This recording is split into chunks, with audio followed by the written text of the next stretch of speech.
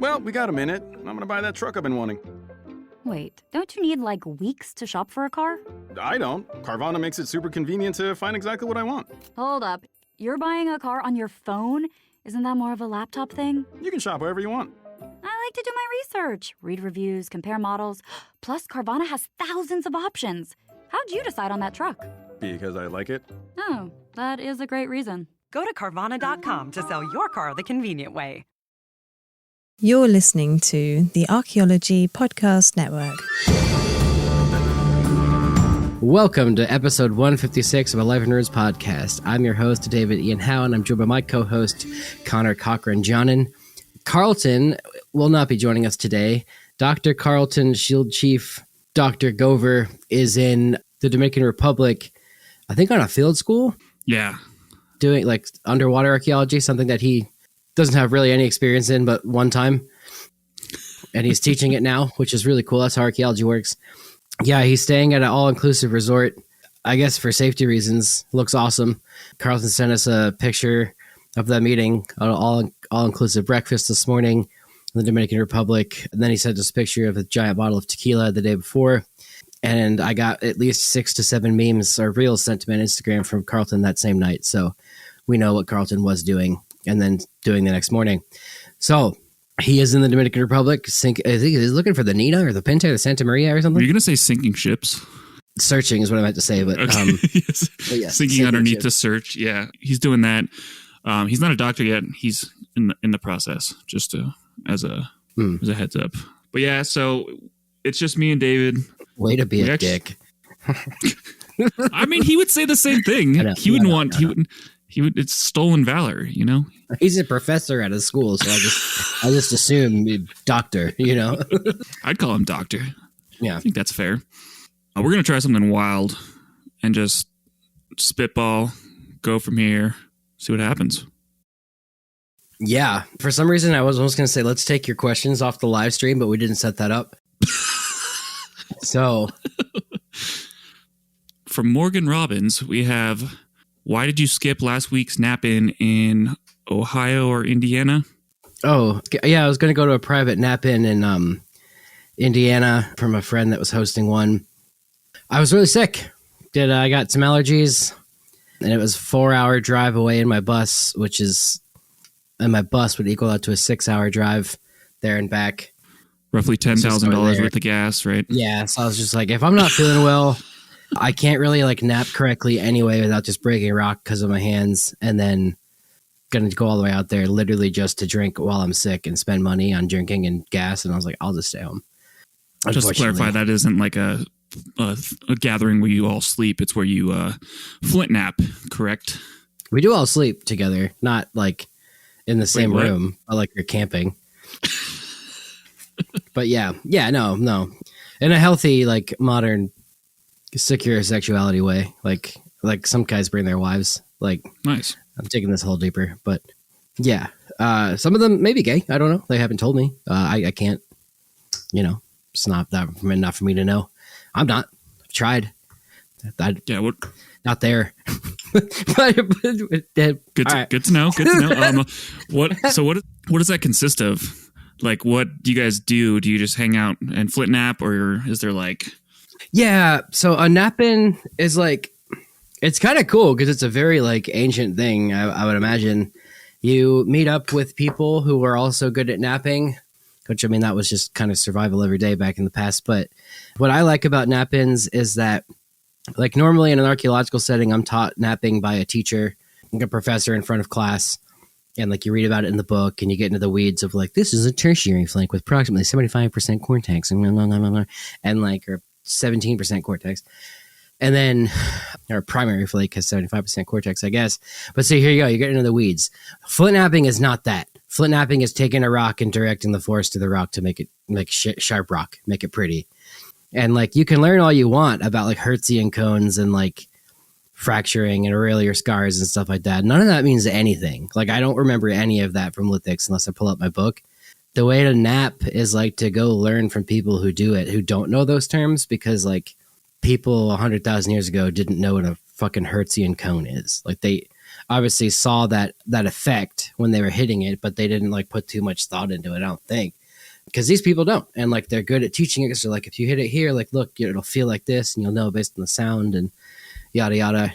Because we come from like a theoretical perspective, whereas they have been practicing and it's kind of more of an innate actually doing of the stuff, which is something I never really got good at. I could tell you about Hertzian cones and all that kind of stuff, but I couldn't make a biface. Yeah. And I kind of like walk in this like two worlds right now because I'm a better flint napper than most archaeologists, I think, that just like generally like understand like stone tools. Like I know there's a lot of archaeologists who are exceptional flint nappers for sure. I'm not one of them. I know what I'm doing, but I'm not like great. I'm not like an artist at it yet. I would put it that way. Whereas like these people are straight up artists at their craft, and like learning from them, it's like I'll never be a perfect flint napper like as good as they are. I'll also never be like the best lithicist in the world, but I know both sides of things, which gives me a better understanding of like the past, I think, a lot. And the knapp-ins, it's cool because you're learning techniques from somebody, because when you learn from a class, like you just see a guy hit a copper bopper and hit a rock, or a hammerstone and hit a rock. That's it. But like with these guys, it's like someone has a very different, like one guy uses indirect percussion. I learned from him and I got really good at flint napping when I learned that, because it was just too much of a hurdle for me the other way. Other guy only uses abo. So like only uses rocks and antlers. Another guy's really good at the copper. Another guy has a diamond tipped pressure flaker, which makes beautiful flakes come off. It's just like you learn from these different people, and of course they all grew up on, I wouldn't say they're rednecks in any regard, like that's just kind of the word I think most people would do, but they're like country guys that grew up on walking farm fields looking for arrowheads with their grandpa, and like wondered how the quote Indians made the arrowheads they found. And that is very common at all the knapp-ins I've been to and nappers I've met. They all didn't know it was a thing that you could do. They've picked up points and wondered how they made it, and started hitting them, and they broke an arrowhead in half and were like, oh, it breaks like this. Let me try that again. And then they started shaping it, and then they got really into it, and then learned it's flint napping is a thing, which I think is fascinating. That's super wild, because that means that there's some like innate ability or innate understanding in our human biology and or cultural past that we have passed down to us that we can eventually figure it out. I guess our brains are smart enough to realize hitting two rocks together and breaking them at one point, and ultimately like refining your technique is part of the human process. But it does feel like there's something like innate in us. I don't know. Would you say that, or do you think it's like, yeah, like I'm fidgeting with one right now. Like I like touching it and looking at it and the bumps that go over it. And yeah, it's like you can look at art and appreciate like the Mona Lisa. Like you can appreciate Van Gogh and be like, oh wow, that's an artist made that, because you've been told that's a famous artist. But like oil painting is like, or watercolor is a very specific type of art form. Whereas like flint napping, it's a tool, but like everyone needed to use it. But it now is like, it takes a lot of art and skill to make them look good and like make them right, make them thin and make them functional. And I think everyone appreciates, even if you don't like arrowheads or like you didn't collect them or you don't care too much for it. I always notice when people who don't flint nap look at flint nappers, they're fascinated by it, because it's like, it's just something so foreign, but it's cool. Yeah. Yeah, and there's some sort of artistic expression for all the stuff in the past. Like you can't assume that everything they're doing is functional. And I think you and Carlton kind of talked a little bit about this and the style versus function debate, where I think Carlton was eating food, so we apologize for that. It was a whole thing. But there is an artistic element to, I think, flint napping and projectile points. You don't go through these kind of super intense expressions and variations on stuff just for function. I don't believe. I don't know if do you feel differently about that? Like the variations of like point styles.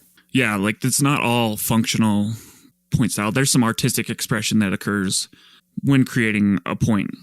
Yeah, I've also kind of like, I didn't get to touch on this in the style versus function debate too, but like there's style and there's function. So like this one I'm holding right here is serrated on one side and the other side it's not. It's just because I didn't finish it. So like somebody might pick that up later and be like, oh, look at this style. And like it's serrated on one side and sharp on the other, kind of like a Bowie knife is, or not a Bowie knife. Those like survival knives have a saw blade on their side. Yeah. But some people, like physics or not, or hunting or not, might think like, oh, this will be more effective. And it's a psychosomatic thing. Like I notice I'm playing Jedi Survivor right now, and like, I'm like, oh, well, like if I wear these commando pants, like then I'm definitely like, I'm more powerful. But like, it's just a skin on the pants. Like, it's like I climbed and like hiked and fought like 18 droids to get this little fucking chest upgrade or armor upgrade. And like, it doesn't do anything. It's just the effort you put into it. And I think a lot of flintknapping is that too. Cause a lot of people are just like, this looks cool. And like, therefore it works better. I don't know what the word is for that, but we do that in everything else. Like, you got your lucky sports jersey, or like I know, like my neighbor's growing up when the superstition, right? Yeah, superstition. Yeah, like he would wear the same boxers on a home Yankee game, like the same color. He had to wear blue or something like that. It was the opposite of whatever the Yankees' home colors are. Yankees' home colors are white.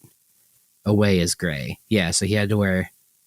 Sorry, it was these gray ones he had to wear whenever they had a home game. Yeah, it was weird, but like the Yankees would win if he did that. Yeah. So there is like, so you think there's part of it is superstition, and this looks cool, and like human ingenuity too. I mean, they're just trying out different things.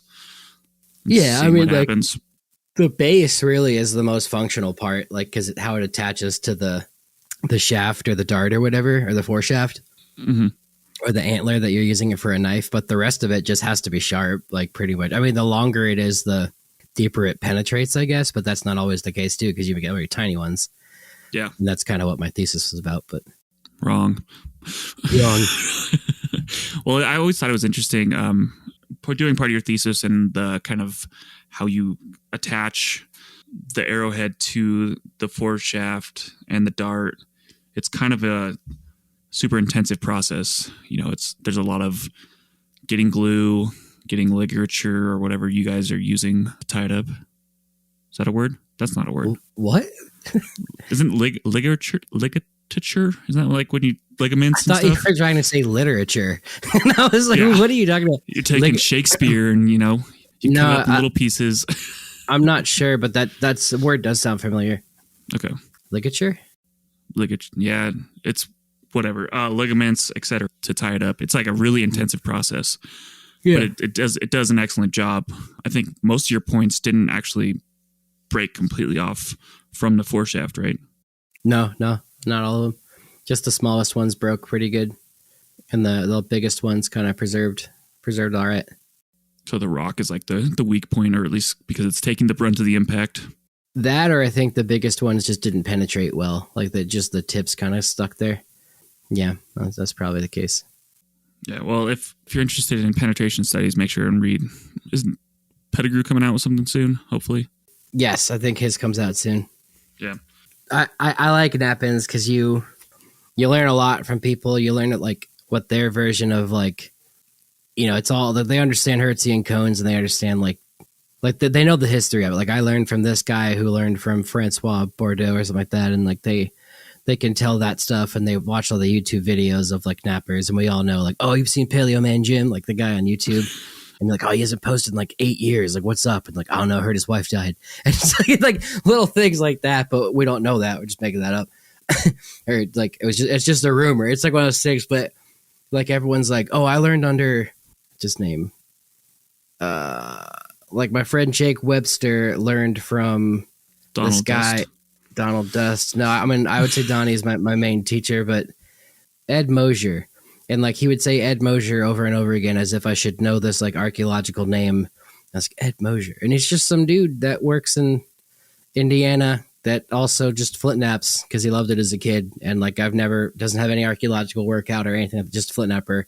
And it's just one of those things where it's like, it's kind of like a piano teacher or a guitar teacher. Like, oh, I worked under this guy. And it's like, okay, well, I don't know who that is, but he's probably fucking great.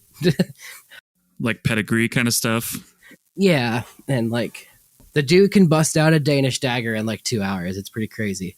And a Danish dagger, if you guys are listening, look that up. It's probably, if you can make that, you're a flint napper. Like, you know what you're doing. They're very hard to make. And it's a Bronze Age or Copper Age. Let's say Copper or Bronze Age Danish like knife that was made to look like a regular just like knife at the time. Oh, but a Danish dagger, they made stone knives to replicate that, and they're like it's just prowess. There's no real function to it. Yeah, they can stab things, but like there's no need to make a knife out of stone that good when you could just make it out of copper ore. Holy shit, man. Yeah, and I watched the guy bust one out with a giant moose billet in like 2 hours. I mean, the flaking on that stuff is just gorgeous. And then like the stitching on the handle. Yeah. Oh my God. Yeah. And like the variation in like the thickness that you have from the handle to like the actual point itself is wild. And like he prints out a paper cutout of what that should look like, puts it over the rock, and occasionally like puts it back over the rock to see like where he's at with it. And then he makes it perfectly. I'm like, damn. And he told me like he picks up a rock. This is Ed Mosier. He picks up a rock and he knows like what he's making out of that. Like that's a Clovis point. That's an archaic fluted or an archaic notched. That's a turkey tail. He just knows. Like he sees it in there and he'll make it there. I don't do that. I just like, I'm like, oh, maybe I'll shape it into something. Yeah. That's wild. He's like, yeah, he's like, it calls to me and I'll do it. And I'm like, damn, dude. Like it's shit like that you don't learn in archaeology class. Yeah. No, not at all. I mean, you get what, one day of where, Alex Craig will teach you that, or Bob Kelly will teach you that. It was like one simple day and you kind of hit some rocks together for like an hour. And then we're supposed to understand their archaeological record based on that.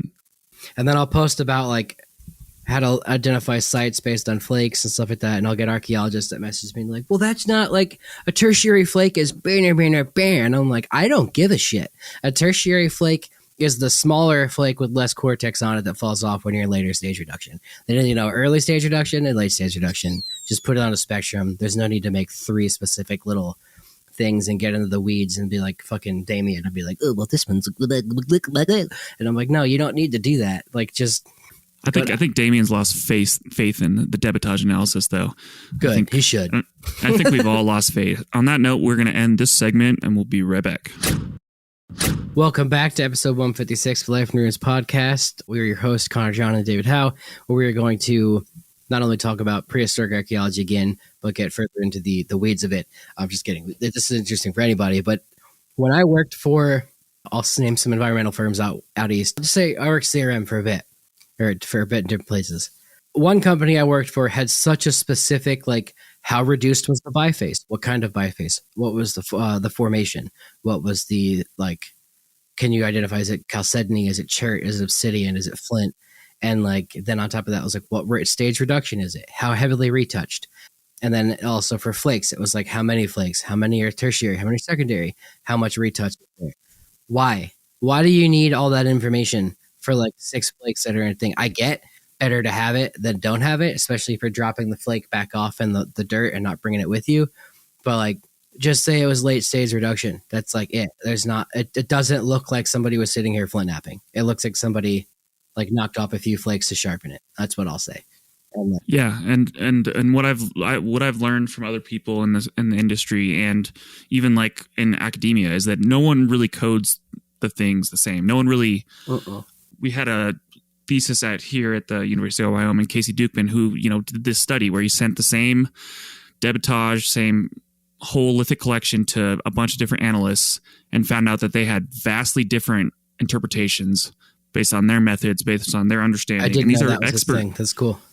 Yeah, the Casey Dukeman, check it out. We'll probably link it if we can in the show notes. But they had vastly different understandings of this. And these are supposed to be people who are experts in the field and should generally agree if our scientific method is correct, if we're doing things in a way that is replicable and good. So it is this kind of thing. And I think CRM companies are forced to make these deductions on the fly and they have to come up with like a final guess on what is happening at the site. They can't just leave it like, oh, I don't know what's going on here. There's some flakes, there's some cores, I don't know if it's specifically late stage reduction, early reduction. I can't really say unless we do like a larger sample there, but they're forced to like kind of make these evaluations because we have to, evaluate it for the National Register of Historic Places. So you have to have the final say right there of how and what is going on at this site. And it's kind of, and I know a bunch of other CRM people would agree with me that like it's kind of damaging to how we understand the past. And it's not really accurate or a good way to analyze stuff in the field. I don't know. I think you probably had the same experience working for those environmental companies, right? Yeah, it's just like I was flabbergasted when I went out there, like being a fucking not to say like I'm a Wyoming archaeologist, but I was trained there in a processual nature where you do quantify things like a lot and qualify things like that a lot. And like I was shocked at like how much they want you to quantify and like qualify all these little things. Like it's like damn, like that's just not needed. And like you said, it's too into the weeds, and everybody codes it differently. So like what somebody calls tertiary is not going to be tertiary; it's going to be secondary to somebody else. And like it honestly just becomes like a circle jerk of like what you believe and like what people think should be the right way, and it's just dumb to me. Like, albeit in Wyoming and Colorado and Utah and like anywhere out west where there's a lot more surface finds like that, sure, it is a little better to be pretty thorough because that's most of the archaeology out there. Yeah, But, and you like, can sample more, and you're not just getting like a couple flakes from a shovel test out east or something. Yeah, like that.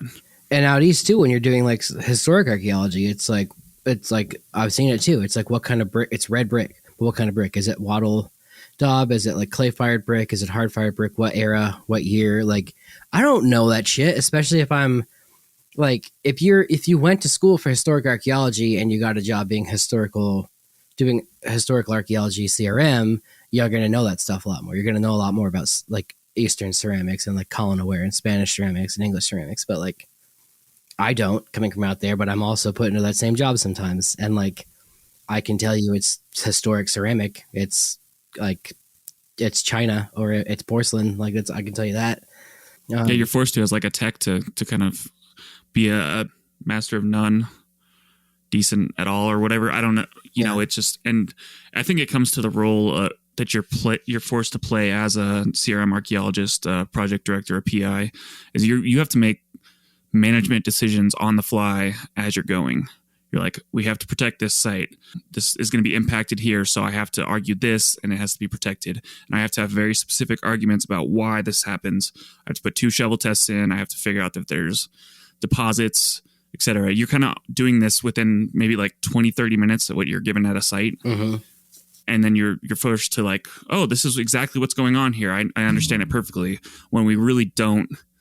We're just sampling and we have like a little understanding of what's going on there. Like if we really want to get into it and understand what's going on at sites, we have to do data recovery or more intensive augering. We're not given those luxuries as CRM professionals. You're kind of forced by clients, forced by even your own company at times to get things done and to make these quick decisions.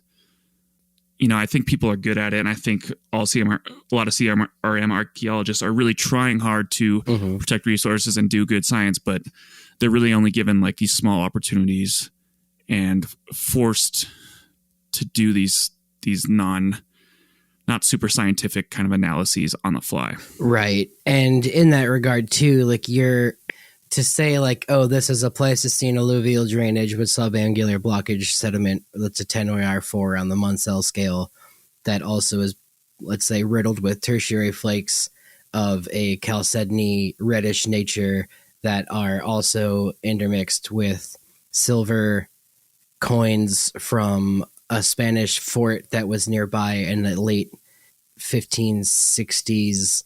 And I'm just naming things off here that are like made with, let's say, El Castillo style brick molding, which comes from Cordova, and like just shit like that. You have to say that kind of stuff because when you write the report trying to tell Walmart not to bulldoze this land down, you want to make it sound good as to why you want to keep it. I get it. But also, it's a fucking brick wall built by colonists. Wouldn't you know anything more about that? No. Like, that's like, do we keep it or not? I'm assuming you're going to keep it because it's made by fucking white people. But we'll like not, I don't know how it works out east. Yeah. Well, in prehistoric stuff, like there's, and it's really interesting because you can make arguments for eligibility and protection kind of in 4 different things. They have the 4 different, what are they called? I don't remember the A, B, C, and D. Yeah. They're eligibility requirements. Yeah. So you can argue, I don't know, I have this on the top of my head. It's associated with like an important person. It's actually taped to the inside of my field bag so I can say it to people. I can't remember it off the top of my head. So I think A is a but again, person. It's interpretation to people too. But anyway, keep going. Yeah. A is person, place, thing. It's important in history. B isn't it the works of a craftsman or like a very unique style? style rings a bell, yes. Or like technique. Yeah. It's like a good representative of the style. And C is associated with historic events. I mean, they might not be in this order, but it's important people, important events, and important like stylistic and stuff. Like a good representation of that culture. Yeah. Yeah, exactly. And then D is what most prehistoric stuff is potential for research or potential to give information about the past. And you're not going to very often argue prehistoric sites for A, B, or C. They never happen, and they always have to fall under D. So it's very subjective. It's really interesting. Yeah, very subjective. And I think you could argue very easily that it's biased towards historic stuff and giving them more options to do that. For sure. And like that was a pretty apparent thing with Trump's wall, which apparently most of it's been built under the current administration, which is funny to me, but just all stupid. It was rerouted, like the working of it a lot, like the route around historic European cemeteries, but it was blasted through native land or like native potential archaeological sites. But is it a result of the institutions being colonists and racist saying, fuck it, it's just a Native American site, go through it? Or is it kind of just like, to people who know nothing about archaeology, that looks like a pile of dirt with some rocks in it. That looks like a building. Like, we need to go around it. And like, it's hard to, for me and you, we're sitting here screaming when we see that shit happening, because it's like, there is potential for research there, like especially Absolutely. right there at the border, but like, or along the river. But I don't know what to tell people sometimes. Yeah. It's hard to make that argument when you can't see it as much, like you're saying, on the landscape like you can European stuff. Like, it's always going to be fundamentally difficult to, unless you find this beautiful horizon, or if you run into human remains, like you're fighting an uphill battle to protect anything that is pre-contact, whatever the term is these days. I'm probably using the wrong term, but whatever. Pre-contact, prehistoric, indigenous, whatever it is, it's really hard to argue. And you have land managers with different agencies who will fight against you when you try to call stuff eligible and deserving of protection.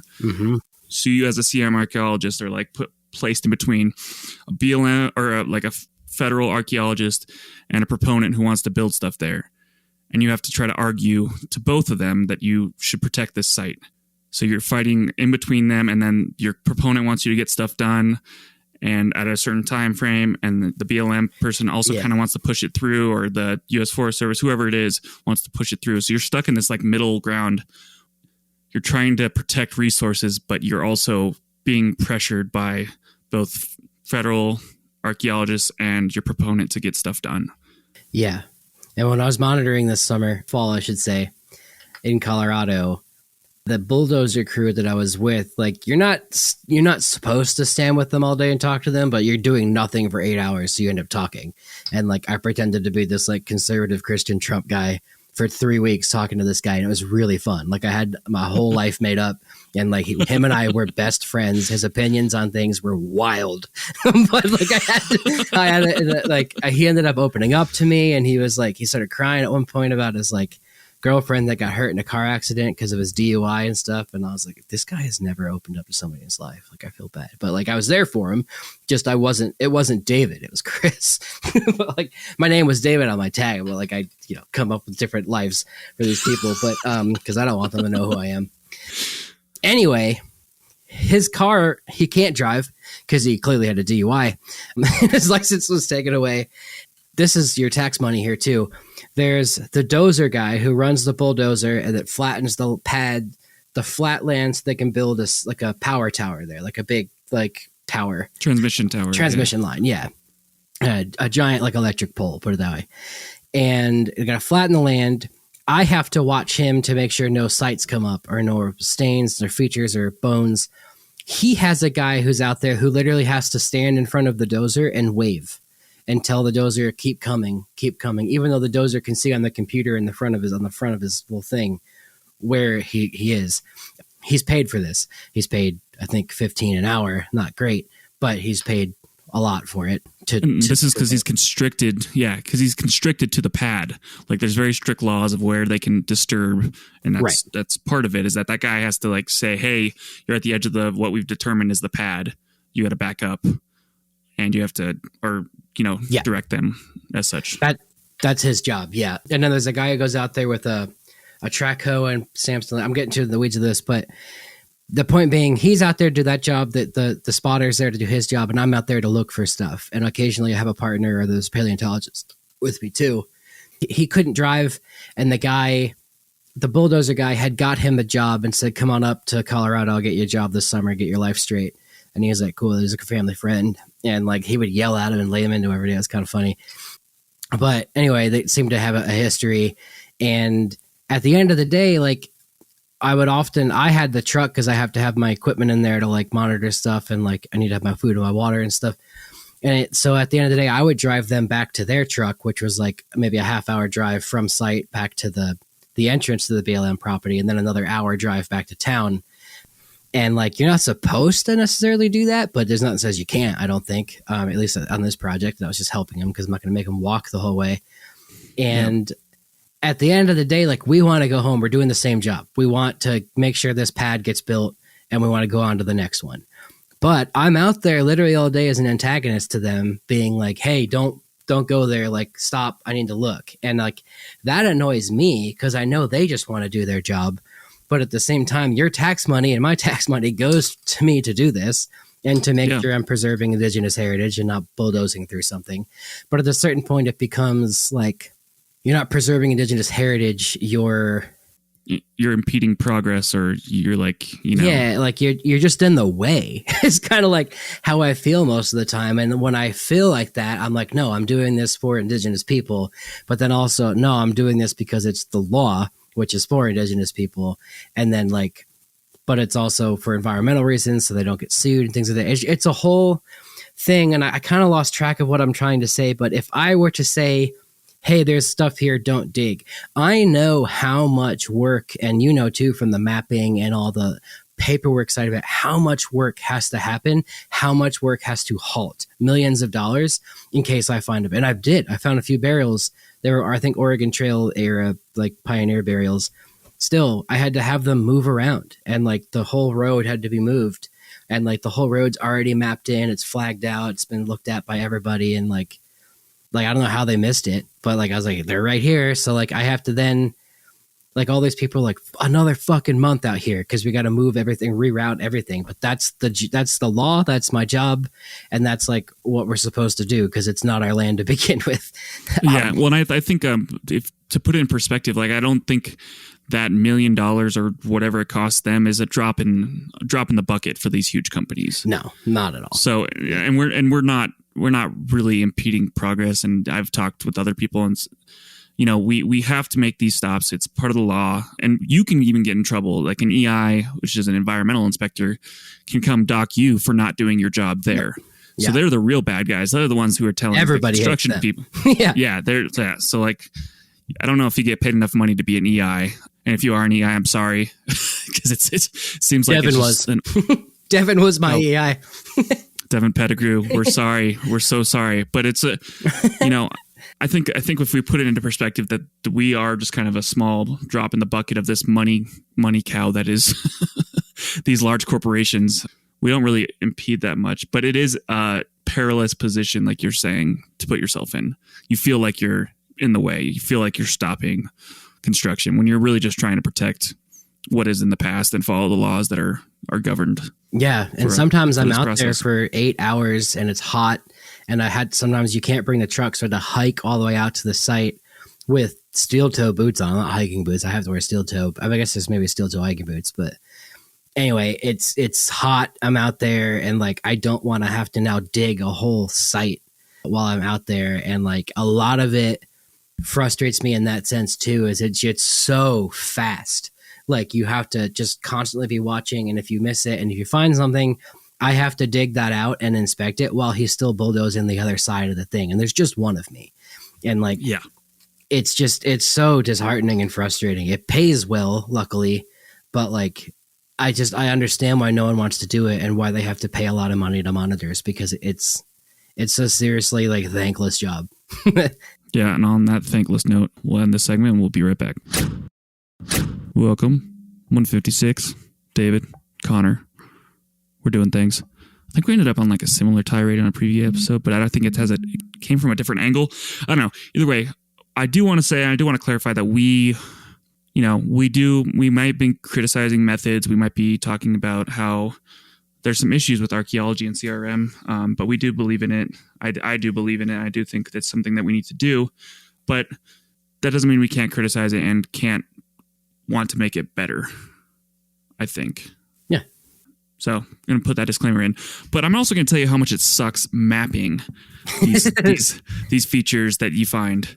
That's like, you're like, I want to preface this before you go into it, but like I don't think we talk about your job enough. Like mapping and maps are the most like critical part of archaeology, and I don't think we really ever talk about it. So like, just go off, King.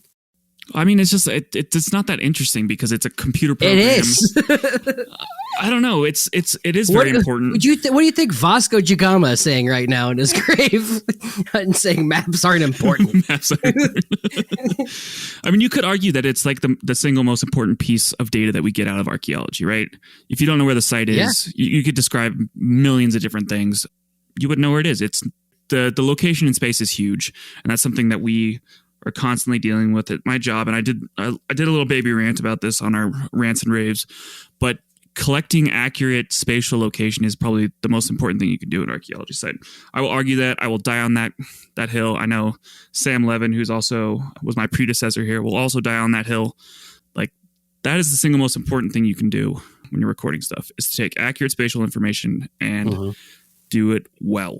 And consistently, I'd imagine. Consistently, and using data collection standards and methods that are consistent and replicable, and you can use them every single time. So a lot of my job at Alpine Archaeology, shout out those, I miss you all.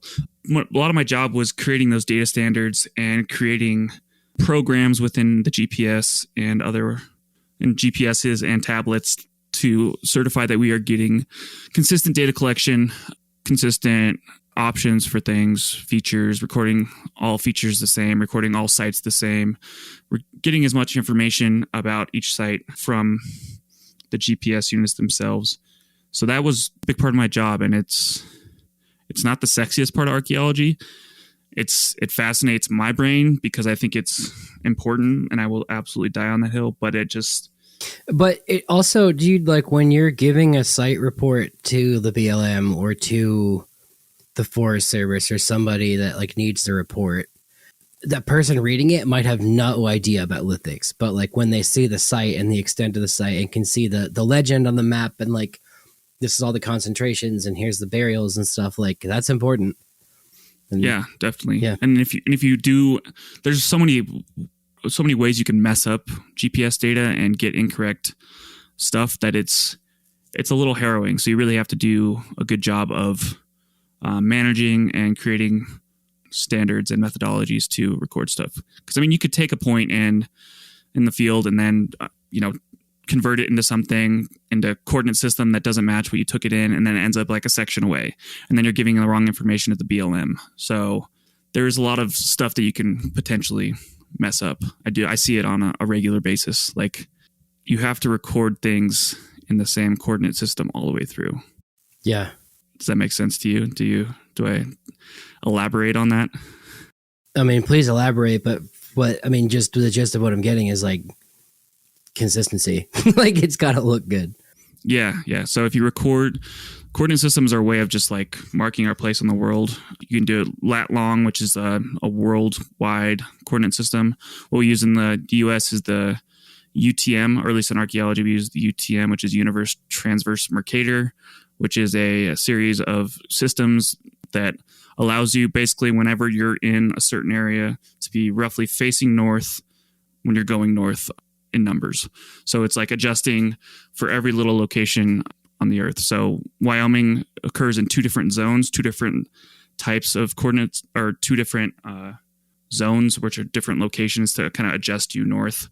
So they're in zone 12 and zone 13. But if you record something in zone 12 and then record it as 13, you're like 1,000 meters away or something ridiculous. Wow. Okay. Yeah. Yeah, it's bad. So it's important. So keep your coordinate systems consistent, especially in Esri. Another hill I will die on. What is Esri? I know, but for the people listening. ESRI, I don't know the acronym. They are basically the one and only Earth Science Recording Industry or something like that? Yeah, environmental science, science recording industry or something like that. They are the dominant program for basically all GIS. I mean, I don't want to say it's a monopoly, but it's a fucking monopoly. Like 100%. They've kind of cornered this market and... Environmental Systems Research Institute. That's it. Okay. Yeah, they've cornered the market on this. If you do GIS, you usually use Esri products, ArcGIS Pro. It's like Adobe for GIS. Yeah. 100%. Yeah. And if you're in the field, you use Collector or Field Maps. I mean, basically every company that runs it or runs some sort of Esri product when doing recording, monitoring. I mean, you used it for the monitoring project that you mentioned. Mm-hmm. So they dominate the industries too. Yeah. Yeah. It's fun. And, as part of this project that you were working on, I had to turn around these maps in like an instant.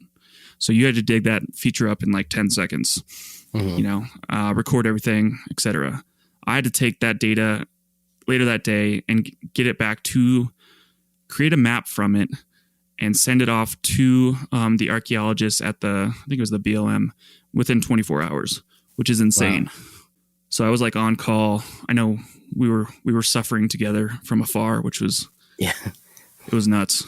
But yeah, turning around that data into making a usable product within like 24 hours is insane, especially when when we usually report stuff, we're given 2 weeks, months to kind of get all this information together and put it out.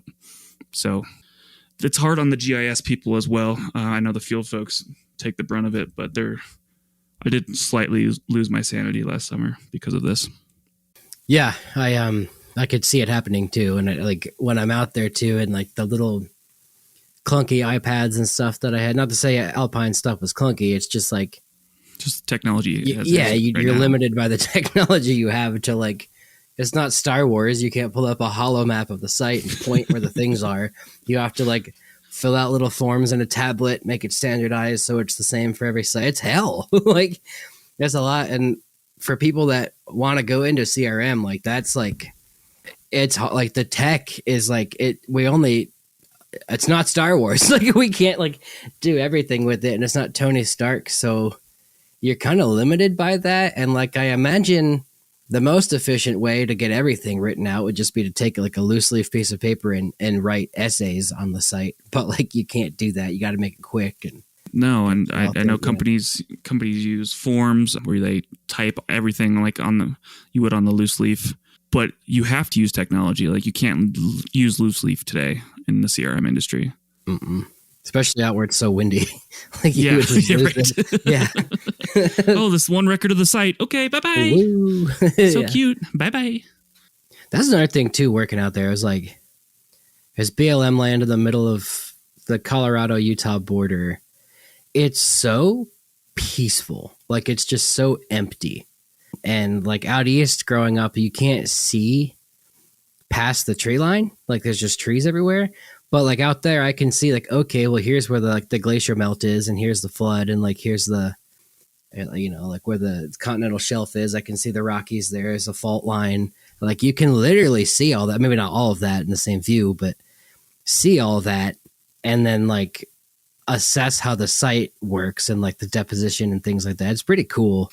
Yeah, you could probably pick out where sites are going to be too if you have enough experience. You're going to be like, definitely on that bench up there, overlooking the river. There's going to be probably some Paleo-Indian site, or there's going to be some sort of prehistoric stuff. I was going to say to Chris Rose Thesis' point, like a lot of times I'll be like, oh, there's probably a site right there at that river, and then I'll look it up on the thing. It's the one spot of private land on like the whole thing. It's like somebody already bought it because it's good land to have a site on. So, yeah. Well, and I did miss, and being in Washington, you obviously are constricted by forests, etc. But like you said, it really is like peaceful to be out here and kind of see very far and see landscapes. Like I had to drive to Warland, Wyoming, which is in Northwest BFE, bum fucking nowhere, Wyoming. But I drove across like a crazy landscape where I didn't see anyone. Yeah. It's calming to me because like out east, you're taught like, you know, there's always going to be some creeper in the trees or coming out of the subway or coming out of like don't go down that alley. There's like somebody. But out west, it's like when you're not in a city and you're just out there, like you're the biggest, meanest thing. That maybe there's a mountain lion, maybe there's a bear, but like you can see if a person's coming. Like maybe I'll eat my words and be like, oh, someone's in the tree ready to shoot me. Like that's always going to be a thing. But like, yeah, no, you're like the apex out there, and like I'm really not scared of things out there. Like I'll think about skinwalkers or like Bigfoot sometimes and get all like, oh no, like, oh, is it gonna get me? And then like you get like that psychosomatic, like your hair stands on end when you hear something, but that's just in your head. But the rest of the time, like out in Wyoming, I could literally be out there in the middle of the night wide open and like lay on a sleeping bag without a tent sometimes if it was nice enough out, and I'd feel safe. Like if I have my dog, I'm fine.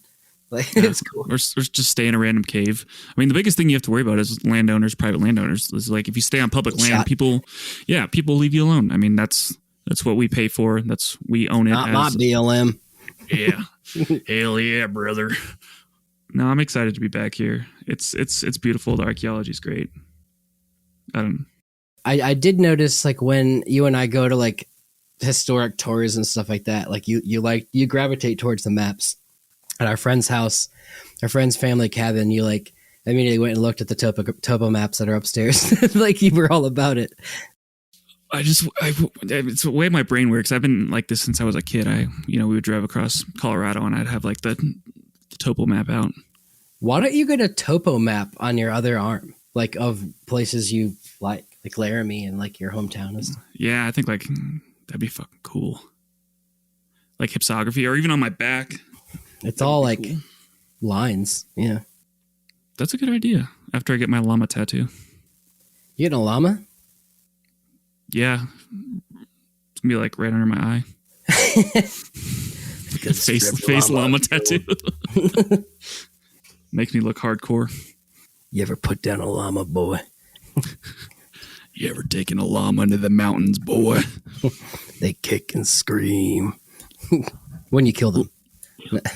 Not the other one. You ever seen a llama shit, boy? You told me about that. They shit in a circle? They're just like so awkward. They get up like on all four legs and they just look embarrassed as they just like stand. They're just like, yeah, don't look at me. It's because they know that we're judging them. Yeah, but they get the last laugh. Luckily they don't kick. They just spit. It's true. Camels are weird. Camelids in general are just that's crazy. Yeah. Weird. Well, adapted animals. Thank you all for listening to this podcast. Whatever happened in this last segment, I don't know. But yeah, I don't even know where I am. I think I know what happened. Jacob Arnson, our previous guest, texted us about sailing. Playing Sea of Thieves. If you guys haven't played Sea of Thieves, you're missing out. This podcast is currently sponsored by Sea of Thieves. A Pirate's Life for you. It's fun. It's a game. It's a pirate game. You can sail the ocean. There's like treasure maps. There's ghosts and skeletons that attack you, and like, but the main threat is other pirates on the ocean that also want to hunt you and steal your treasure. So you have to work. You got to sail. You have to move the sails. You have to raise sails. You got to turn the sails. You got to have food, you gotta have provisions, you gotta have strategies, and like you gotta play sharks instruments. You can play instruments, you can get drunk. It's a very fun game, and it requires a lot of teamwork, so it's fun to play.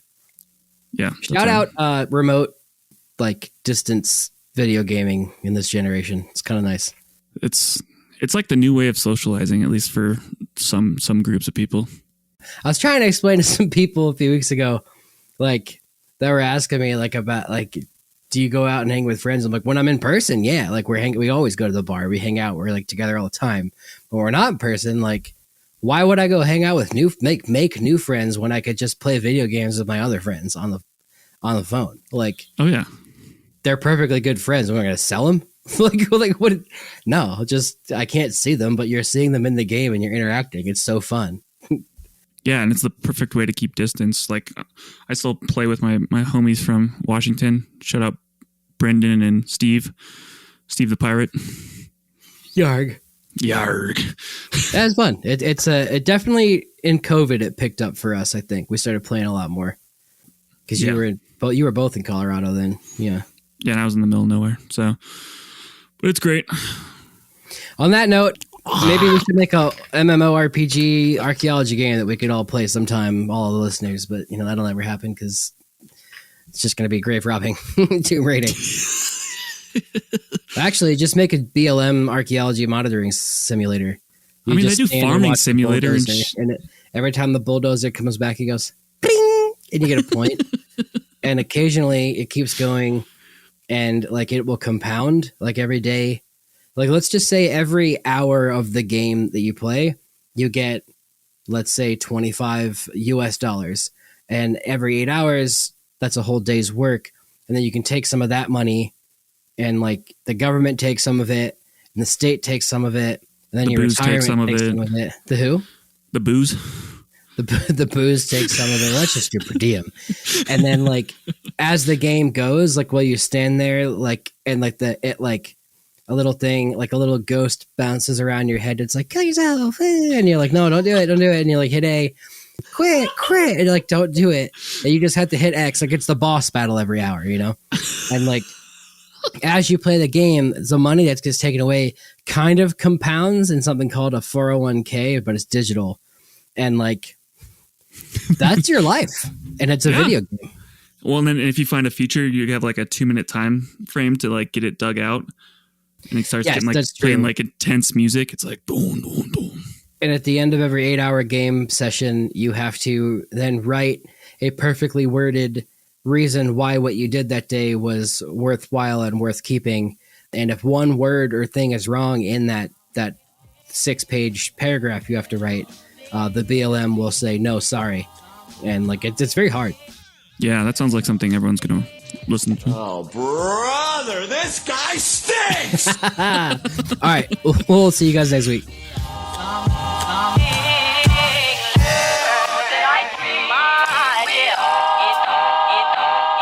Thanks for listening to A Life in Ruins podcast. You can follow us on Instagram and Facebook at A Life in Ruins Podcast, and you can also email us at alifeinruinspodcast@gmail.com.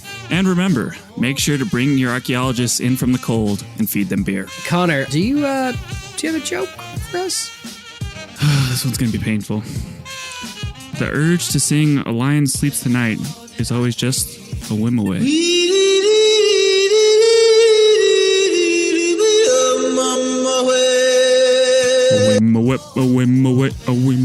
I'm fighting that demon right now. Bye.